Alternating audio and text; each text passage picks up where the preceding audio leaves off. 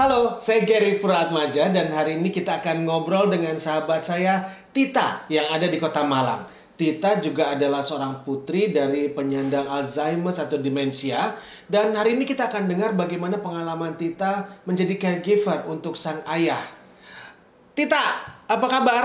Hai Kak Geri, sehat alhamdulillah. Coba diceritakan sedikit gimana tentang pengalaman Tita dengan stigma di keluarga pada saat waktu itu Tita menjadi caregiver untuk ayah.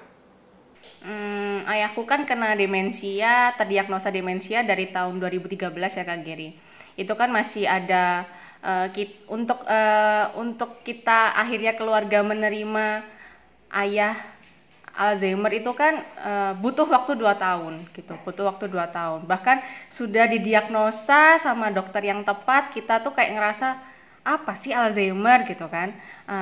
Udah minum obat tapi kok kayaknya nggak ngefek apa-apa ya gitu kan. Terus akhirnya kita dengan segala perdebatan gitu, perdebatan dari dalam keluarga sendiri pun juga ini kayaknya ayah nggak sakit, ini kayaknya ayah sakitnya yang lain gitu kan. Terus akhirnya ada juga yang soalnya aku 4 bersaudara gitu kan, jadi kita punya versi yang masing-masing. Kayaknya kita perlu bawa ayah ke dokter ini, kayaknya dokter syaraf. Kita perlu bawa ayah ke dokter jiwa gitu kan. Kita perlu bawa ayah ke orang pinter gitu kan.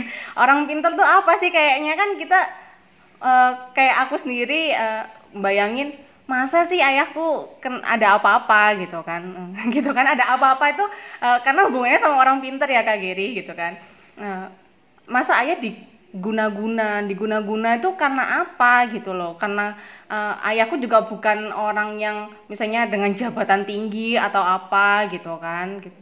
Terus ya perdebatan itu tuh kayaknya nggak cepat selesai gitu loh, nggak cepat selesai. Berarti Tita akan ngasih tahu ke kita bagaimana ternyata di dalam keluarga sendiri tidak saling sepakat. Ada nggak setuju, bahkan saling menyalahkan gitu Tita ya? Iya, kita malah saling menyalahkan. Kadang ini bukan soal biaya aja ya, karena bawa ke dokter pun kan karena juga butuh biaya gitu kan. Terus dengan kondisi ayah yang nggak mudah gitu loh kan.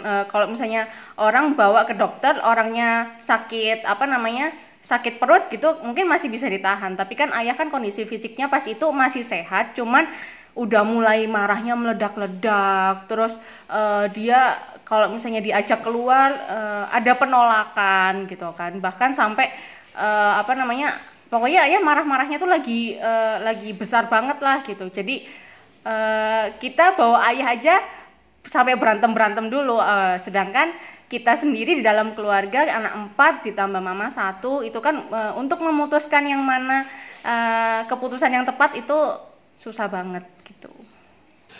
Nah, Tita, pada saat akhirnya keluarga menyadari bahwa ayah menjadi penyandang Alzheimer atau demensia, artinya ada kemudian tindakan medis yang dilakukan. Tapi sebelum sampai ke sana, kan lingkungan juga berinteraksi, Tita, tetangga atau warga sekitar. Ada pengalaman apa yang Tita rasakan waktu itu?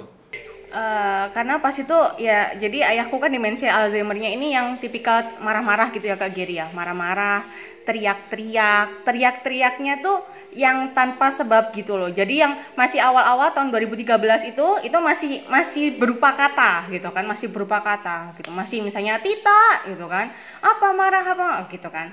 Terus lama-lama udah mulai nggak jelas gitu loh. Jadi yang penting teriak gitu kan. Yang penting teriak ini udah nggak mengeluarkan satu kata, tapi cuman gitu aja. Dan itu durasinya setiap detik. Aku bilang setiap detik ya, bukan setiap menit lagi atau setiap jam. Itu setiap detik. Jadi teriak terus lah. Orang luar, tetangga kan, kita nggak hidup yang di tengah sawah gitu kan Kak Giri. Kita hidup di pemukiman yang cukup padat gitu. Terus pasti kan orang lain dengar gitu. Kita nggak mungkin taruh ayah di dalam kamar, dikunci sampai orang nggak dengar, kan kita nggak bisa kayak gitu. Karena ayah masih butuh hidup yang layak gitu. Tetangga pasti menyangka-nyangka ada apa gitu kan. Ada apa gitu, kenapa gitu. Kalau masih cuman teriak-teriak aja, mungkin apakah ini berantem atau apa gitu. Pernah yang sampai yang ayah sama mama itu lagi bertengkar gitu kan, lagi bertengkar. Ayah marah meledak-ledak dan akhirnya ayah itu sampai pecah-pecahin barang gitu, sampai pecah-pecahin barang. Jadi barang pecah belah di rumah habis semua, habis semuanya. Dan kalau udah kayak gitu kan bahaya banget ya Kak Giri gitu kan, itu udah membahayakan orang yang di rumah pas itu cuman aku sama mama gitu. Terus kalau kayak gitu kan tetangga pasti mau bantu, tapi kayak gimana, serba salah kan pasti. Nah, Tita, persepsi tentang Alzheimer demensia sendiri belum tentu semua orang paham. Contohnya tetangga. Apa tanggapan tetangga yang mungkin waktu itu Tita anggap sebagai statement yang aneh, yang ada yang menyangka ayah kemasukan setan katanya ya? Iya. Jadi tetangga kan juga macam-macam ya Kak Giri. Jadi ini tuh ada tipikal dua tetangga gitu. Jadi ada tipikal tetangga tuh yang kalau misalnya yang gercep gitu kan, yang perhatian gitu.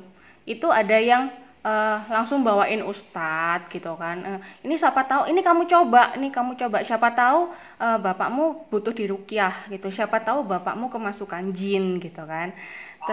Terus ada juga yang kalau misalnya ada fasenya ayah itu yang ayah masuk rumah tetangga terus mengambil barang yang bukan miliknya. Yang hal-hal sepele Kak Geri, barang-barang sepele. Jadi ayah masuk ke rumah tetangga ngambil selang yang ada di depan rumah gitu. Terus dibawa pulang gitu. Nah kan kita kan nggak mungkin kan yang mengawasi ayah 24 jam ngeliatin terus gitu.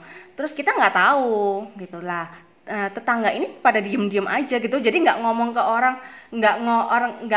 orang rumah apa yang sebenarnya terjadi gitu. Nah, nggak cuma satu barang aja yang diambil, dan itu ya sendal di depan rumah, selang di depan rumah, tanaman ini makin lama kok makin banyak gitu kan, padahal bukan punya ayah gitu. Terus setelah kita tahu akhirnya mah kayaknya kita butuh ambil tindakan gitu kan. Butuh ambil tindakan, ya kita balikin satu persatu ke rumah hampir seluruh tetangga yang ada di dekat rumahku, paling enggak 10 rumah lah, itu didatengin sama mamaku gitu. Didatengin untuk bilang, oh maaf, kita benar-benar minta maaf karena kita nggak tahu kan apa yang sedang terjadi gitu. Terus yang ada akhirnya kita menjelaskan, ini loh ternyata kondisi ayah saya kena demensia, kena Alzheimer, dan di dalam Alzheimer itu hal yang wajar kalau kadang ngambil barang yang bukan miliknya. Itu maksudnya salah satu cirinya lah ya, salah satu cirinya orang Alzheimer gitu. Dan itu bukan disengaja untuk ngambil untuk dimiliki gitu loh. Oke, Tita, setelah keluarga kemudian juga tetangga mulai paham dan sadar, ada tindakan waktu itu juga membawa ayah ke rumah sakit jiwa, ya. Sebenarnya apa yang diharapkan sama keluarga Tita dengan membawa ayah ke rumah sakit jiwa, dan ternyata responnya sendiri setelah dari rumah sakit jiwa apa yang dirasakan? Gimana ceritanya, Tita? Jadi sebenarnya kita bukan berarti rata-rata ya Kak Geri, karena ayahku tipikal orang kena Alzheimer, demensia Alzheimer yang agresif gitu kan, yang berperilaku buruk. Akhirnya kita menutup diri gitu, enggak gitu. Kita juga dengar dari orang-orang, kita coba semuanya gitu. Kalau misalnya mau dibilang udah ke rumah sakit mana aja di Malang, udah aku coba semua gitu kan. Udah mau coba obat alternatif kayak gimana, pengobatan alternatif sudah aku coba semua gitu kan. Karena kita ingin melakukan yang terbaik untuk ayah. Dan ternyata ada saran dari tetangga yang kebetulan nakes, itu bilang, coba deh dibawa ke rumah sakit jiwa. Siapa tahu memang ada sisi kejiwaannya yang butuh diobatin gitu kan. Kan pasti kita bertanya-tanya, why gitu kan, kenapa harus rumah sakit jiwa gitu. Sebelum dibawa ke sana itu pasti perdebatan dulu tuh, aku, mama, kakak-kakakku gitu. Cuman karena yang di rumah itu aku sama mama yang berperan gitu, udah lama ayo kita coba gitu, siapa tahu memang ada efeknya gitu. Terus dibawa ke rumah sakit jiwa, ternyata ya di sana memang bisa ditangani dengan tepat gitu.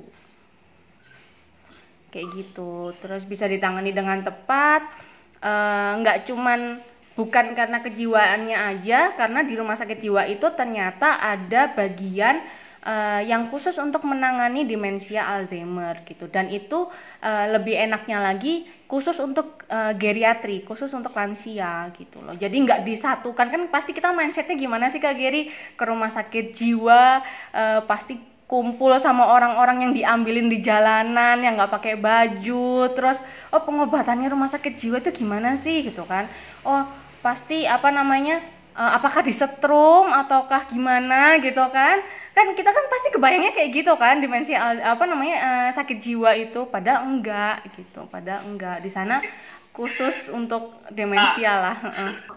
Tita, kalaupun misalnya dari ngobrol-ngobrol kita hari ini, ada yang Tita ingin sampaikan buat teman-teman caregivers lain yang juga mungkin tinggal dengan ODD, orang dengan demensianya, dan selama ini merasa kayaknya apa aku aja yang mengalami kepusingan dan kebingungan ini gitu. Apa yang Tita bisa sampaikan buat teman-teman? Sebenarnya kita tuh nggak sendirian gitu. Semuanya pasti mengalami fase yang sama gitu. Walaupun berbeda-beda ya. Kapan, atau mungkin lupa dulu, atau mungkin hilang dulu, atau mungkin marah-marah dulu. Pasti sebabnya berbeda-beda karena tiap orang juga memiliki kepribadian yang berbeda-beda. Tapi kita nggak sendiri. Kita juga harus tetap waras dulu, kitanya caregiver ini harus tetap waras dulu untuk mengambil keputusan, karena butuh orang yang luar biasa untuk menghadapi orang dengan demensia yang juga luar biasa. Butuh orang luar biasa untuk orang dengan demensia yang juga luar biasa. Terima kasih Tita. Setelah ini nanti kita akan ngobrol-ngobrol lagi. Terima kasih juga untuk teman-teman caregivers dari Alzheimer's Indonesia. Sampai berjumpa di lain kesempatan.